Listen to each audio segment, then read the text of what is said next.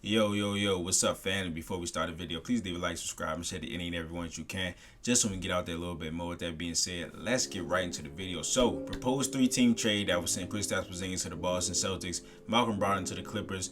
Washington would get Marcus Morris, Amir Coffey, and the 30th overall pick.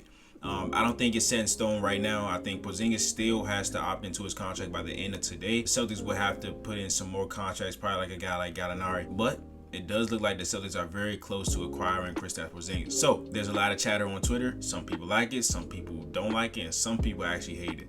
And in this video, I'll go through the pros and cons of the Celtics acquiring Kristaps Porzingis from the Wizards. I like to get the bad stuff out of the way first, so I'm gonna go straight to the cons. The most important one to me is not even on the court, is off the court. Porzingis is a well-documented dickhead. Like let's just call it how it is. He is a guy that's been known to be, a little edgy, in the locker room. He's not the nicest guy. I don't really know if it's, him just not being nice. Is it he's over competitive? Or he's just an asshole? I'm hoping it's just the competitiveness and some people don't like the way he takes it, because I do think this Celtics locker room, needs a guy that's a little bit on the edge, that's not going to take shit from even his teammates. But I think it's leaning towards the asshole side.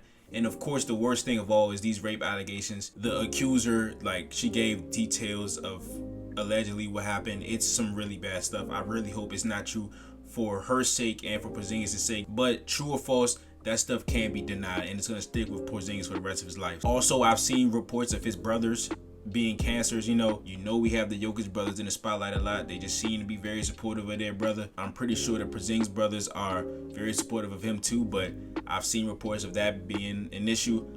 Hopefully that's not an issue with the Celtics too. So now to the on-court stuff.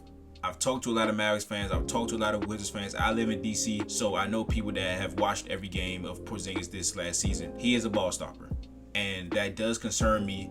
Even though he's a great shooter, we'll get into the pros. With Porzingis being a potential ball stopper, with Jaylen Brown already being a ball stopper, of course that can hinder the offense a lot, but that can also make them clash heads, And again, the locker room shit, I don't want that to become a problem. Let's see how Porzingis acts in those situations. The injuries are something that we have to talk about. The Celtics did this deal because they felt the big man position was more of a need than the guard position, but Porzingis in the last 6 years has only played over 60 games one time, and that was this past season. So maybe that's a positive for the future. But with him, Rob, and Al, this might be the most unreliable front court in the league. Y'all know how much I love Rob. I'm probably his biggest fan in the world, but the injuries, the availability concerns are undeniable. And this is why you have to get another big man. Al is usually reliable as far as injuries, but he's getting older, so that's the only reason I said that. But Porzingis is a certified injury concern.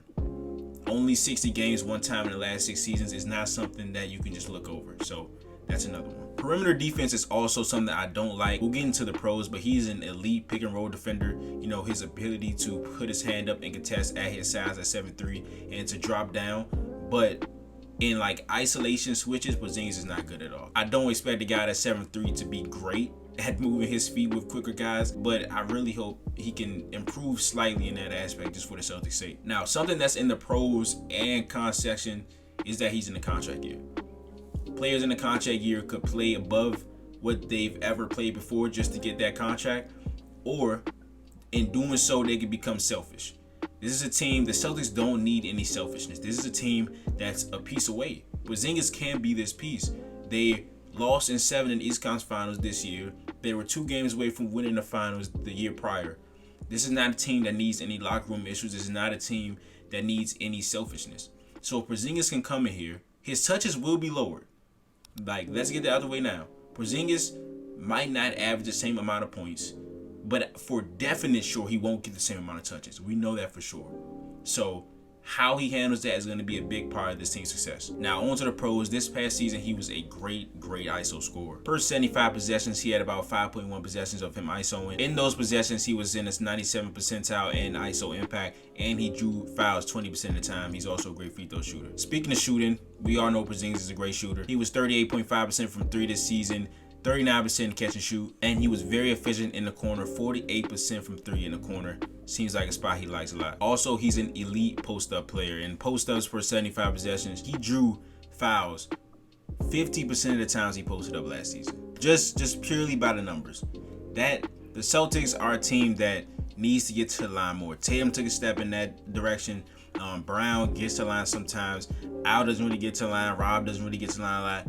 This is a team that needs that. I don't know how effective he'll be in that perspective this season because, of course, again, his touches will go down. So him being great in isolation, him being great in post-ups, maybe won't be as effective as he was last season because he's with the Celtics now.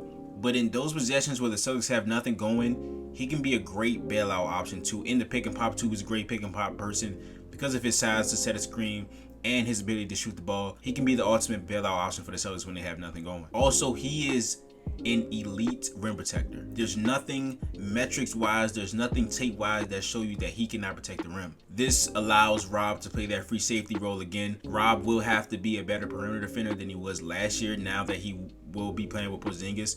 But his first season with Ime, he was tremendous. He was everywhere defensively before he was hurt, of course. So him getting back to his healthy self, Porzingis and Rob both being healthy is a very, very huge piece of this because they're both injury prone, as I stated earlier. But Rob being healthy enough to be his natural athletic self on both sides of the court is going to be really key to unlocking Porzingis. Also, he's a good rebounder. He definitely should be at that size. That's nothing surprising. But the Celtics, they have a couple games last season where they struggled on the defensive boards, especially when Rob was out.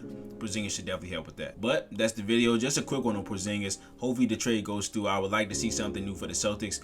I'm very interested to see how this works if Porzingis is traded to us. But if you enjoyed the video, please leave a like, subscribe, share it to any and everyone you can. I would greatly appreciate it. And I will be back probably for a mock draft, probably tomorrow morning or the afternoon. Anything before the draft, you might see me. But this is Nick. Peace.